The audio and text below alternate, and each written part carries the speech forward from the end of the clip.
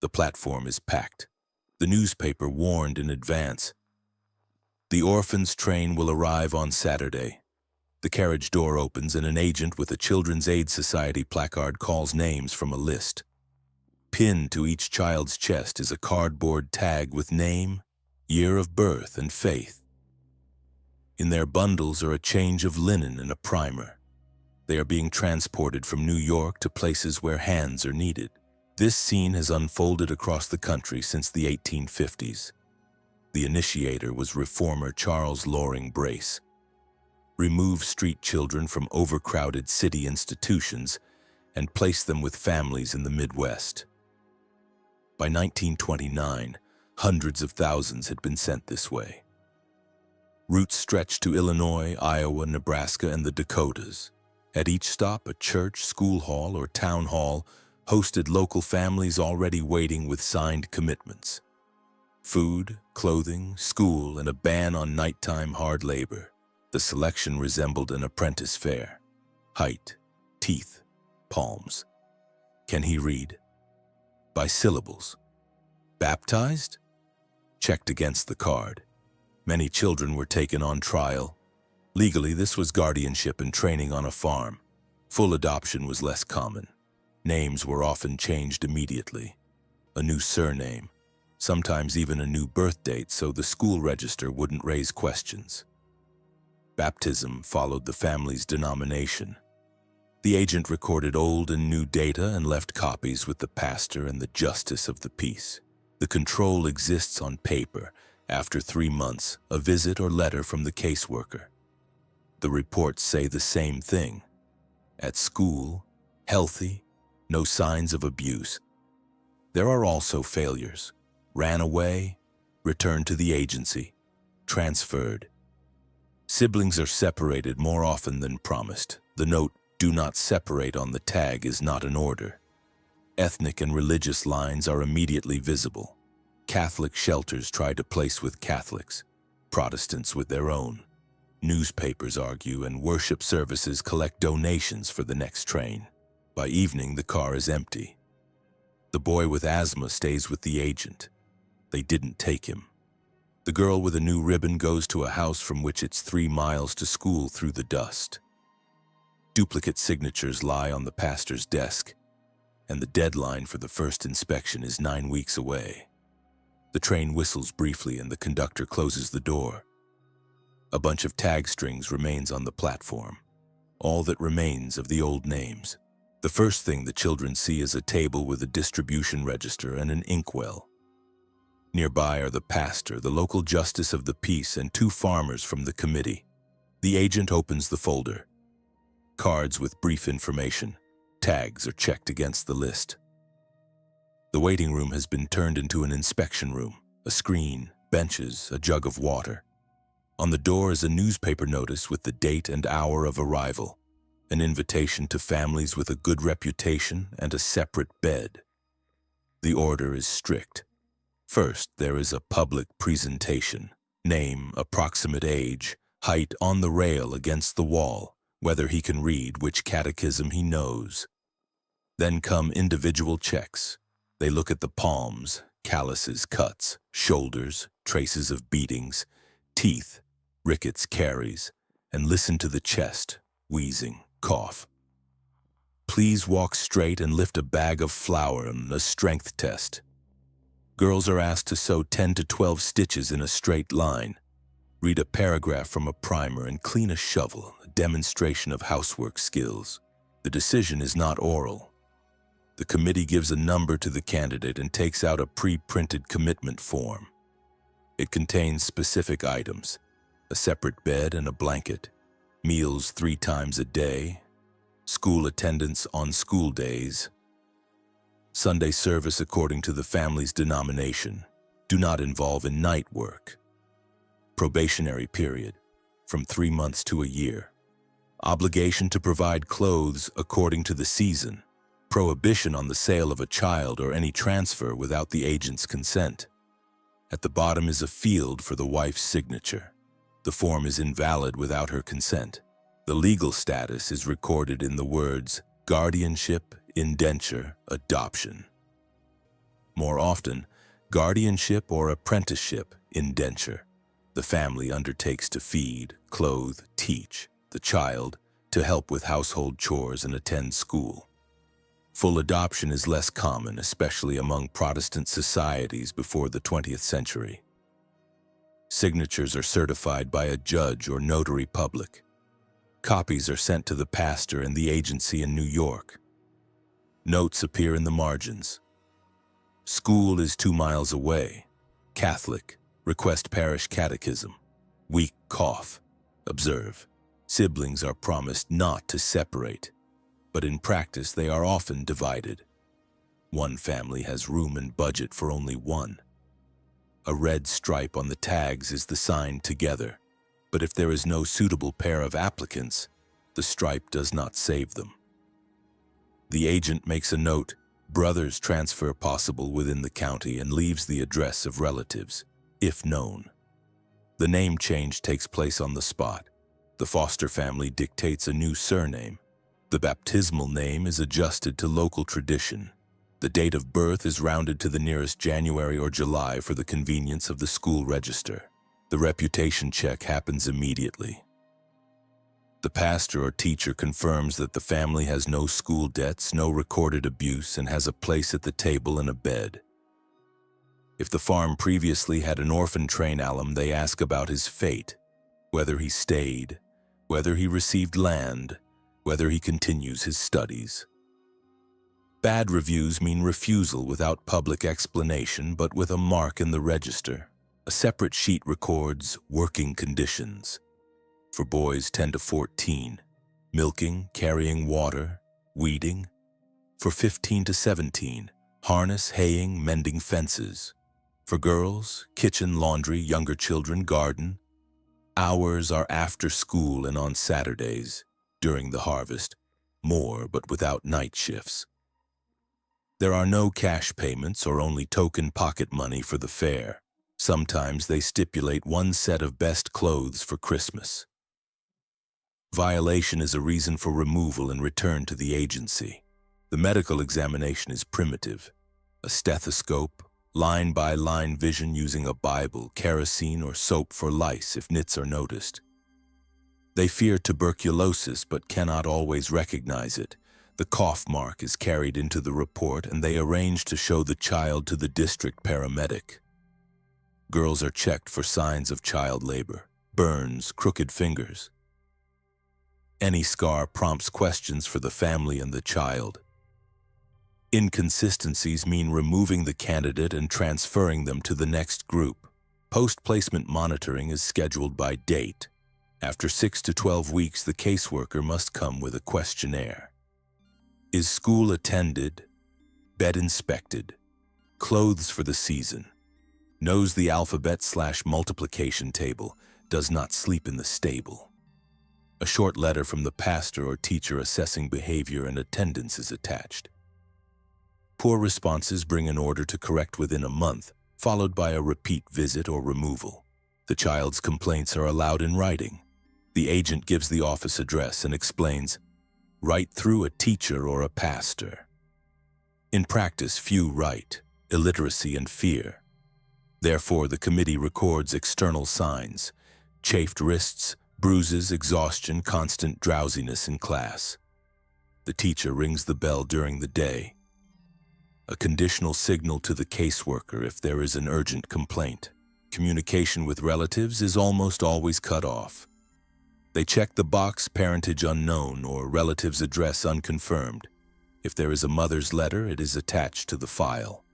Requests for reunification are extremely rare and legally difficult. Sometimes a detail saves the trail. The old name on the tag and the place of baptism allow a search through the parish register. The final selection is quiet. The children are seated on carts and carriages. Signed forms are stacked in the judge's briefcase. The agent tucks away 2 remaining cards. They were not taken because of asthma and stuttering, and arranges with the station master for lodging and tickets for the next train. Pieces of twine and a broken height measuring rail are left on the floor. In the register, there are new names where others stood in the morning. The winter register opens to November. Black ink, straight lines, and then a blank. Opposite 3 names lies a thin pencil mark. The caseworker runs a fingernail over the paper. The mark is in the pastor's hand, which means no reply. This is not forgetfulness. It's a failure. He follows the first trail. A boy listed in the school register as John Miller, 12, arrived through the society. In the parish baptism book for the same month appears Johann Müller, the same height and age, a different spelling. The given name was translated, the surname straightened for the teacher.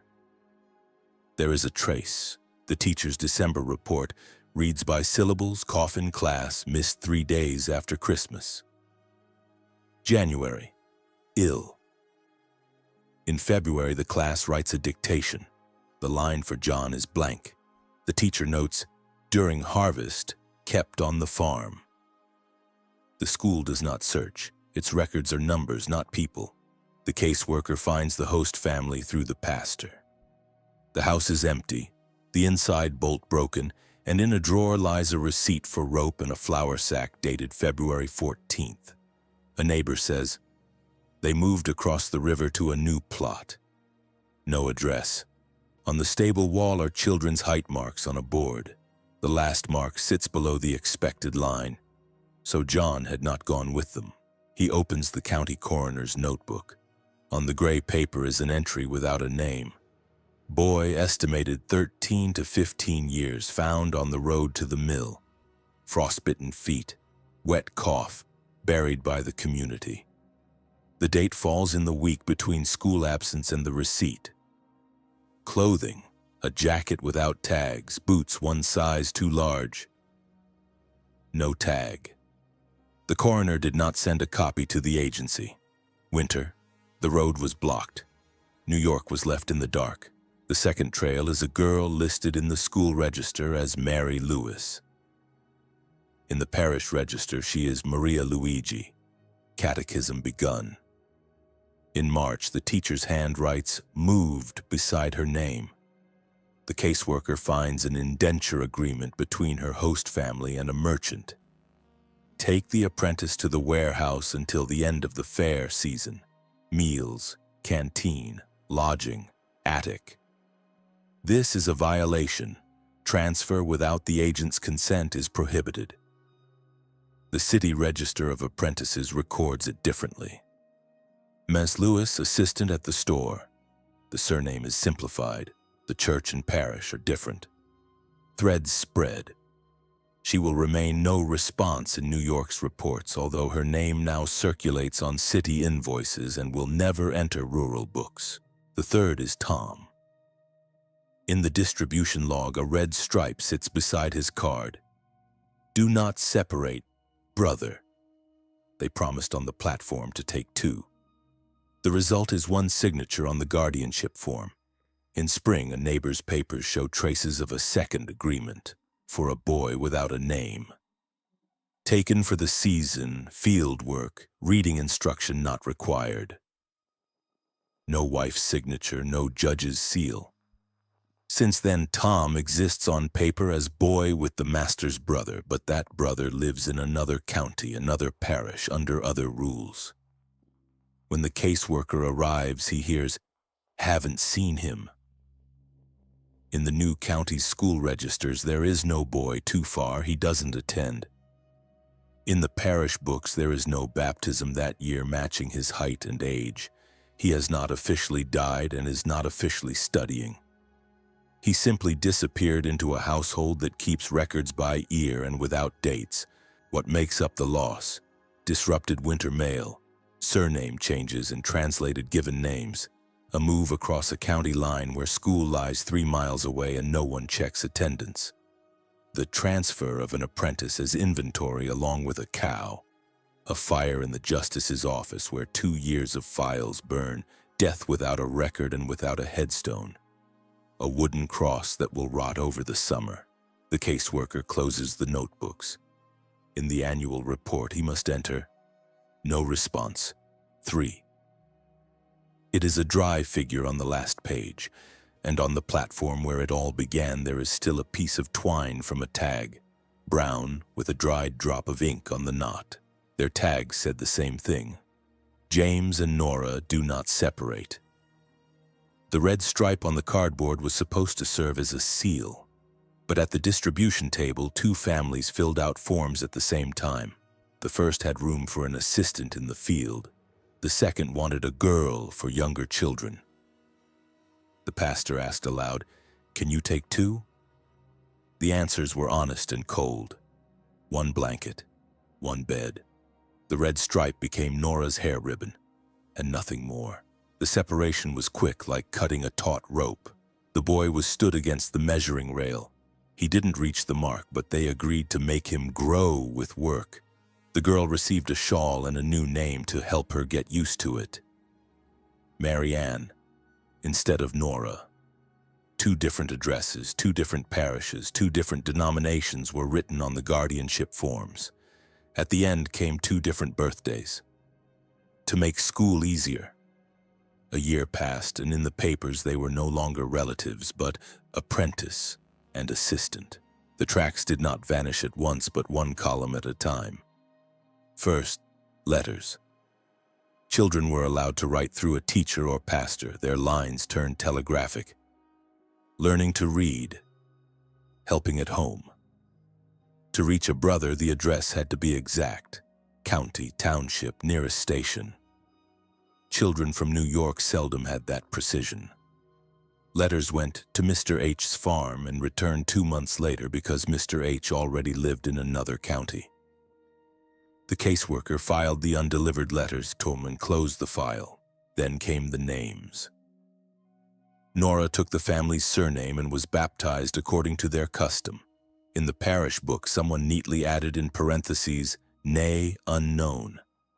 At school, she became Mary Ann H. Date of birth, January 1st for the record.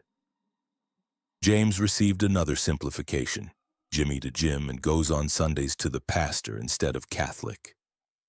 When the caseworker visited both families a year later, he compared paper to paper, not people to people. Two different surnames, two different dates. Siblings did not exist in these lines. Sometimes they tried to meet. At the fair, on Sunday, at the market, rumors carried children faster than any letter. There's a boy with your eyes. There's a girl with your accent. But the fair is a crowd. 2 hours later, the wagons roll away in different directions. The girl wrote a note to the teacher the next day. "My brother asked me to send an address." The teacher put it in an envelope, but the pastor had run out of stamps. A week later, harvest began. The letter lay under the altar until autumn, and in autumn the girl's family moved. The address became obsolete before it became valid. They were divided further by documents. When the apprentice turned 14 to 15, the master went to the justice of the peace. Confirm continuation of apprenticeship for another season. Issue a set of clothes. The judge's protocol had no column for relatives' marriage books, didn't either. The groom wrote, "Parents unknown," not out of defiance. It was what you wrote when you had no papers. In inheritance disputes of adult graduates of the trains, lawyers ran into this void. Proving kinship to those who bore other surnames was like catching a shadow. The paper world did not recognize red stripes on children's tags. The most persistent were mothers who left letters at the New York agency. "If you find them, give them my name." These letters were placed in children's files and went west with them. In Nora's house, the letter lay in the landlady's trunk, a clean sheet with someone else's fate. Nora learned to read a year later and spoke her mother's name aloud for the first time. The landlady said, "Put it back." James did not learn to read in time. He was enrolled in school only in winter, and in winter he was sick and coughed. Names that could have reconnected them remained in the agency building on the other side of the country. Religion set the separation in clay. A Catholic girl ended up in a Methodist family and repeated the catechism anew every Sunday like a new alphabet. Her brother, the reverse, The pastor's notes read, "Attends on holidays." If they ever entered the same church by chance, a shared ritual did not unite them. They learned different prayers and named God with different words. Witnesses of these services never assembled the puzzle. Two different congregations, two different sets of surnames. The brass band sounded the same, but the books were not the same. In the third year, the caseworker tried to tie the ends. He pulled out the registers. School, Mary Ann H. Attendance good. Church, baptized, confirmation in a year. Court, apprenticeship extended, winter clothes issued. For the brother, Jim R., absent from school, works at the stable, no complaints. He wrote the addresses in the margins and asked the pastor to deliver them. The pastor sent a boy with the message to the neighboring plot. He bogged down in mud and returned with a broken horseshoe. The same day, Mary Ann's family went to the wife's relatives, 16 miles farther from the station. A week later, it began to snow.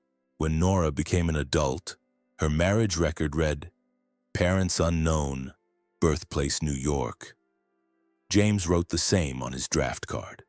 They stood on the same city list, in different years, under different letters of the alphabet. In a Sunday school photo from another year, they could have stood side by side, equal in height, with similar cheekbones.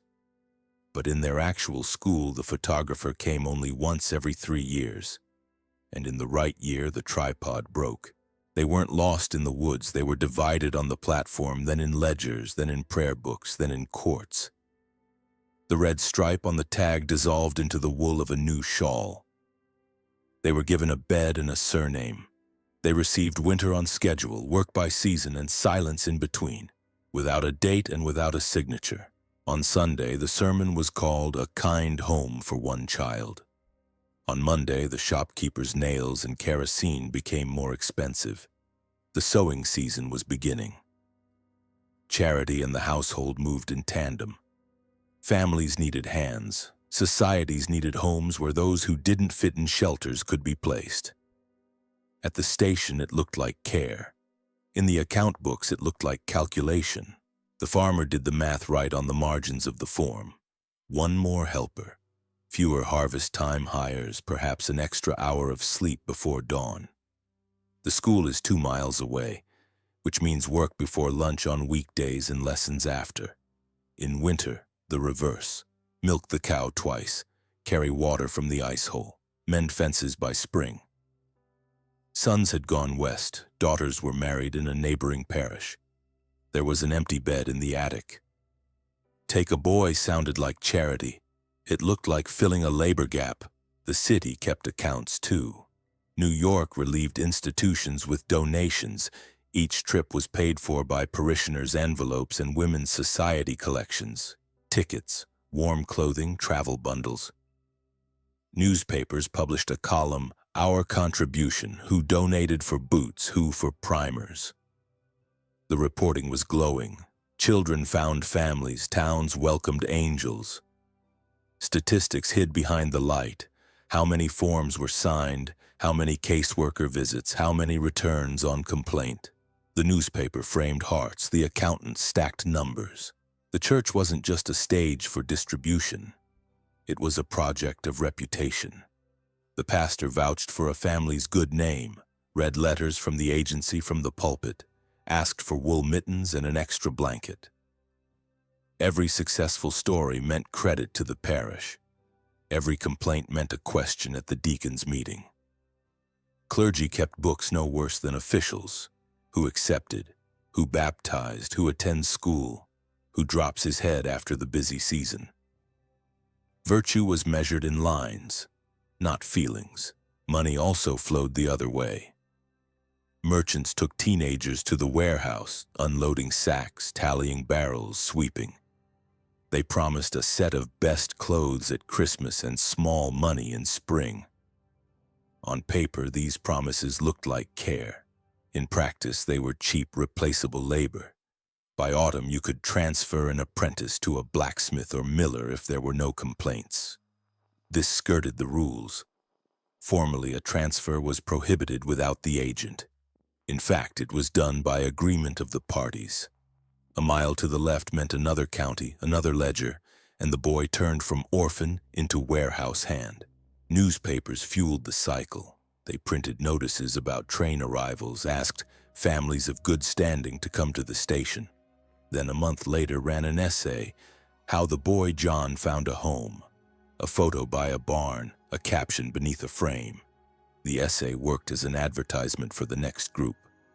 Families arrived with forms already filled and the line, wife's consent, ready for a signature. The newspaperman received a committee donation for paper. The committee received a cue. Goodness became circulation. Ethnic and religious lines were not morality but market mechanics. A Catholic home spared a Catholic girl relearning prayers. Protestant societies did the reverse. A German surname on a card was a plus for the German community, a minus for a family with Scottish roots. Newspapers masked this with suitable family, while between the lines everyone read, Our own to our own. It reduced friction at the table. And the odds of a scandal that could spoil the next fund drive. On every form, expenses stood beside virtue. Blanket, 2 coins. Boots, 3. 1 book. Skipping school drew a teacher's red mark that the caseworker would see.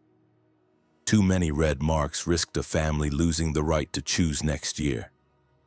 Reputation in the parish cost less than cash. It bought access to future placements. Those who once failed conditions later looked on neighbors with envy. Others were trusted with apprentices again. They were not. In this way, charity managed discipline more easily than any sheriff. Sometimes the calculus broke. A dry season pushed a farm into debt, and the child stayed in the fields longer than in school. The teacher rang the bell midweek, a signal to the caseworker. The caseworker arrived and issued an order. Return to school. Provide a warm jacket. The family stalled. After the fair. After the fair came early winter. The child coughed, could not work. Usefulness dropped. They tried to transfer him to town. Then charity showed its price. If the transfer wasn't regularized, the caseworker took him back. If it was, the child became a store assistant. No one wrote an essay about it, yet the economy also needed the opposite, examples of success. When a graduate received a plot for service, it became a showcase. The church baked a cake. The newspaper wrote, Our Jim is now a landowner. These stories forged a new cycle of donations and new lines at the inkwell table. Proof that the system worked was set with a tablecloth and a photograph. Failures were kept as quietly as debts.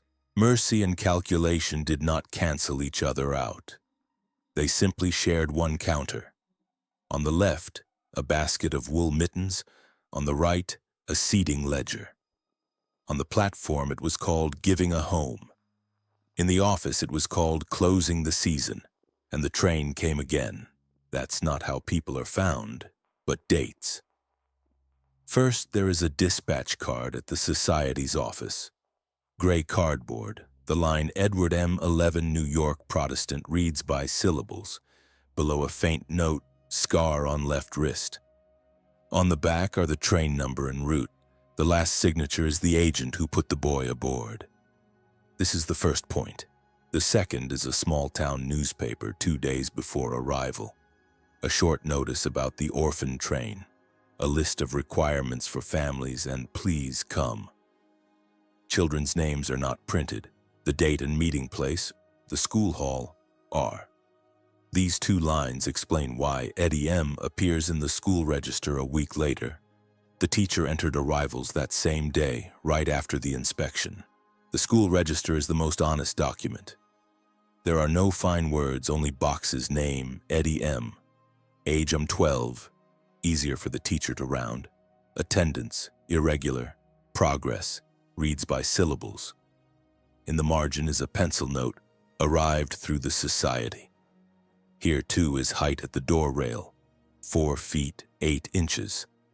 Height is the key to other books. If 2 years later in a new school the same boy stands 2 inches taller, it is likely him. No miracle, just the arithmetic of childhood. The next step is a guardianship indenture form with the justice of the peace. The protocol reads, placed in the household of H. Undertake to feed and clothe. School mandatory on school days, no night work. Probation 6 months. Signatures of husband and wife, pastor as witness, court seal. At the bottom, change of surname at family's discretion. A day later in the parish register, the same child becomes Edward H., baptized under a new surname. In parentheses, neatly, parentage unknown, date of birth, January 1st. Not truth, but convenience for school and church ledgers. To avoid losing a person in one county and find him in another, you must tie calendar to geography. The census runs every 10 years. In the 1900 census in the H household appears Edward adopted farm laborer, school 3 months per year. In parents, a dash. In 1910, the same household, but Edward is gone. That needn't mean death. It means a move or transfer. We checked the land books. The owner bought a plot on a nearby road and sold the old farm over winter. In the new county's school book appears Eddie H., age 14, absent during harvest. It fits. The move fell between terms, age rounded, surname already new.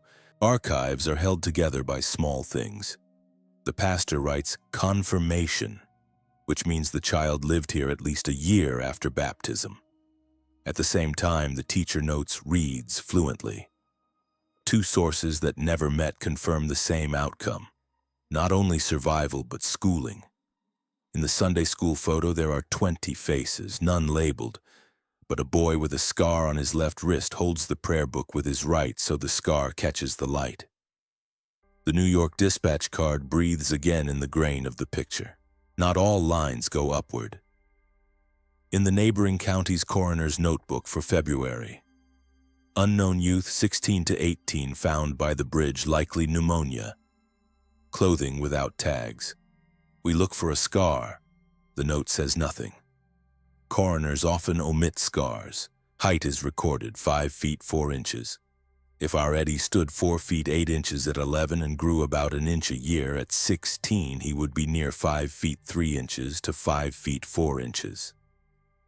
The math says possible. The papers are not enough. We set aside the coroner and go where the dead leave no trail, marriage registers and draft cards.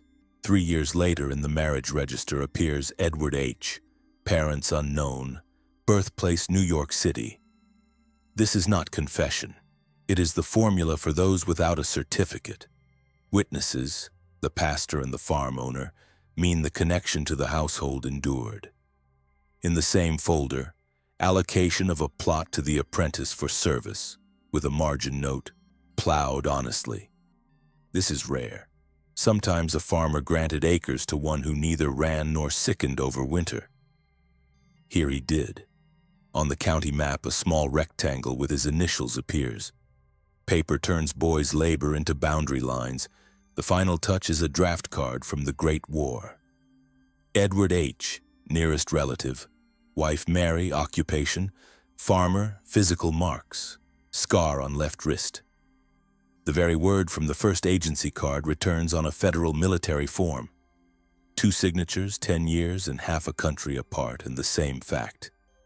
Enough to close the dossier. The child lowered from a carriage step with a tag on his chest grew up, married, plowed, registered. Alive. Other cases end more briefly. Anna K. Dispatch card, do not separate, sister. In the school register, Saon Anna C. In the parish register, Sabe Anna K. One letter becomes another and leads astray. 2 years later, Annie K. with a town merchant, store attic, school not recorded. In the newspaper's city incidents column, apprentice girl fell down warehouse stairs, cut her hand. No name. In the hospital book, a K, suture discharged. Then, nothing. There is no date of death here. There is only silence formally called no response. Working such cases is not about inspiration but about paper friction. Tying a pastor's carmine seal to a court's blue ribbon, a school grid to a military line, a starched collar photograph to a faint pencil cough. Discard the pretty. Hold the measurable. Height, miles to school, months of attendance, the cost of boots, the date of the fair. If the numbers match, it is a person. If they do not, it is a legend. Paper does not keep everything, but it keeps enough to return voices to those taken from their names. The dispatch card with the single word scar and the draft line scar on left wrist form a bridge across a childhood. It is not built for tears or edification. It is built for verification. Was, arrived, remained on the map. The story of Joseph S. begins with 2 lines in a school book. Reads by syllables in autumn and reads fluently in spring. The teacher adds a plus for arithmetic to tens and writes in the margin, walks 3 miles from the farm, boots worn. 2 years later, the same register lists him as class monitor, the boy who checks younger pupils' copybooks.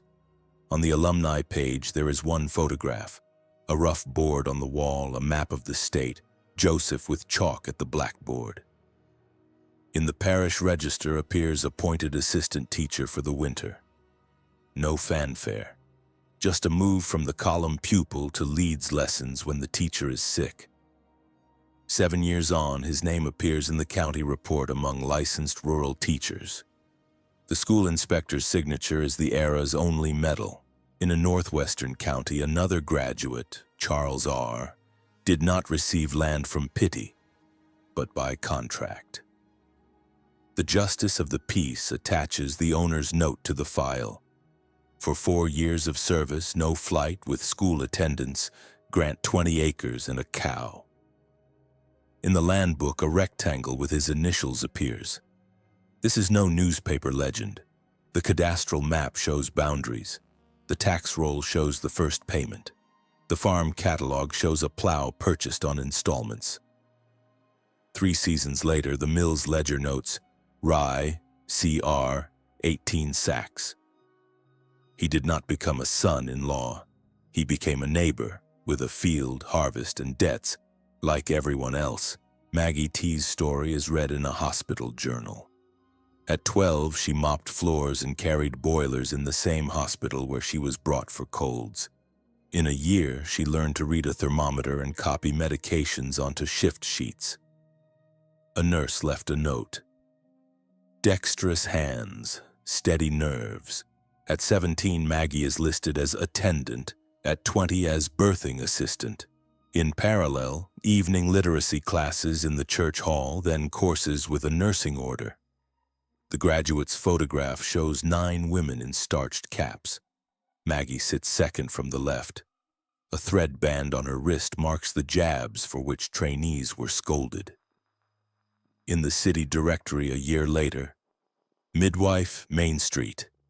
She did not become a physician, the law did not allow it, but her name lines the birth register dozens of times. Delivered, child living, mother living, a measure that needs no newspaper. Henry L's path ran through craft. On his guardianship form, a hand has added, night work prohibited. The blacksmith in the next hamlet still pulled him to the forge until dark. The teacher complained to the caseworker. The judge came. The form was rewritten. The conditions tightened. School attendance required. 2 evenings a week. Penmanship. The resistance cost the master his right to take apprentices later. The smith had to pay for hands out of pocket. Henry stayed, and 3 years later his name sits under an order bridge bracket 12 pieces. In the guild list, accepted smith, not a miracle. A paper war over a line on a form and 2 free evenings a week. Some ties with foster families became real. In Farmer Mrs. H's diary, a book of recipes, expense lists, and notes on children, a Christmas line reads, "Our Jim learned the tables, gave him boots." 10 years later, the same Our Jim appears as a witness in their daughter's marriage record. In old Mr. H's will, a clause runs, "The lad from the east, not ours but served honest, give a cow and a cart." Not adoption. Recognition of years at the same table and under the same roof. Newspapers love such stories, but their force lies not in an essay, in a will actually executed, sealed by a judge. Collective success reads from school honor boards. In a small town, a list of scholarship holders hangs on the wall, those sent to normal school to train as teachers. 2 of 7 bear a note arrived through the society, one with a German surname, one with an Irish, with new family names in parentheses. They return to their own counties to teach the children of those with whom they had once shared carts and bunks. Teachers' conferences in county halls record their reports. How to keep boys in school during harvest, Sunday readings for illiterate parents, dry minutes, and the trace of influence. Another branch is the quiet entrepreneurs. In fair inventories over the years appear stalls named after these alumni. Cartwheels, hand harrows, lamp repairs. The county exchange bulletin marks small tool loans, the kind banks issued to the reliable. Reliability meant tax history, not origin. In those columns, the word orphan never appears. The phrase payer on time does. The families they built confirm themselves without lyricism. Marriage records using the formula parents unknown do not hinder the next line. The names of their children now fixed to place. Baptisms, school, vaccinations. In a Sunday school photograph a decade later, a former orphan holds 2 toddlers on his knees. And that is no longer proof of made it, but proof of left a mark. Through these new ledgers, the surnames cease to be foreign to the county. They recur in taxes, school rolls, and volunteer lists for bridge repair. Even newspapers that loved shining essays about saved angels sometimes printed the final figures of donations, committee reports, and lists of graduates who received land or scholarships. In one such report, a table reads, "Placed with families, 18, returned 2, died 1, land grants 3, admitted to normal schools 2. The died column lodges a stone in the throat, but the neighboring land grants column reveals the scale.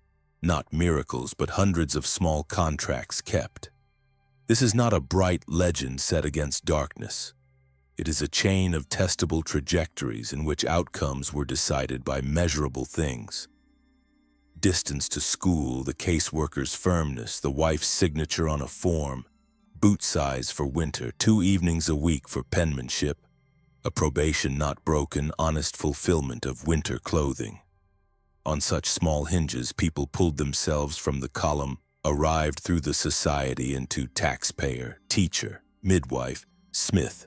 And when you open their draft cards from wartime and see the familiar formula, parents unknown, next to nearest relative, wife, son, it becomes clear. Emptiness in one box does not cancel all the others. The house they were given was often not a house at first, but an address in a ledger. But the address proved real. Because wheat grew, the school bell rang, and a child was born whom no one would carry back to New York. By the spring of 1909, unusual notices appeared at stations. Before accepting a child, a home inspection is required. This was not a pastor's whim, but the result of the White House Conference on Dependent Children. For the first time, the state framed a norm. Home is better than institution, but the home must be checked. 3 years later, the U.S. Children's Bureau, 1912, was created. Identical inspection forms went out to counties with boxes for separate bed, school within walking distance, family income, wife's consent received. The platform where choices were made by sight turned into a place with rules. At the same time, a new tier of justice came online. Juvenile courts, the first in Chicago, 1899. Now a dispute over a child was not a talk with a pastor, but a numbered case. The judge demanded papers on origin, vaccination, school attendance. Families used to handing an apprentice to a neighbor met the line, "Transfer without permission prohibited. Violation leads to removal." The invisible economy of apprenticeship gained visible risks. School finished off the old practice with what it always wielded: the timetable. By 1918, compulsory education laws were in force virtually everywhere. A child absent in autumn and spring automatically appeared in the principal's report, and from there to the county inspector. The red mark "does not attend" became not a reproach but a trigger for a home check. Cheap hands turned into an administrative problem. Language farmers understood faster than sermons. The agencies themselves changed tactics. By train in batches, less and less. Boarding out and individual matching took hold.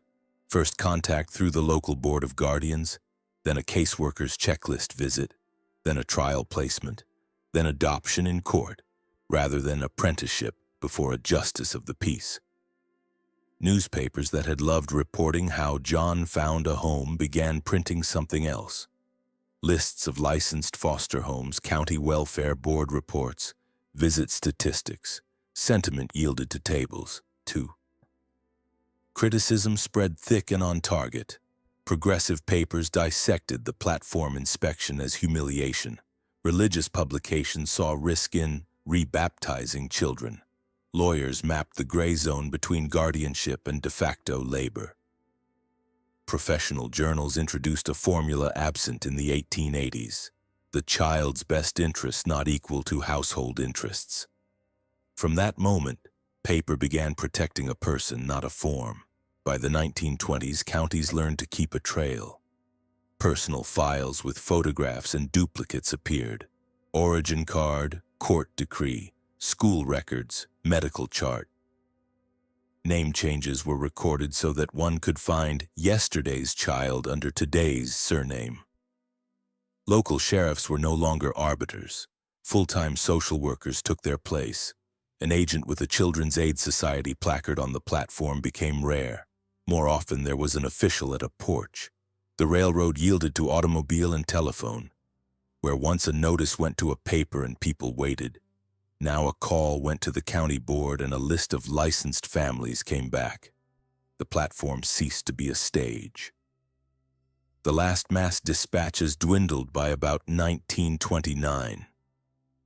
Small groups still traveled, but rails had become a symbol of the past. The phrase "orphan train" faded from newspapers and reports retained another. Adoptions entered through the court. The phrase "we took the boy off the train" aged in a decade. It was replaced by "our adopted son by court order."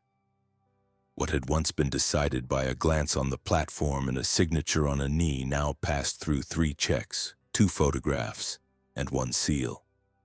An era built on the speed of wheels and empty boxes ended where it began, at a station.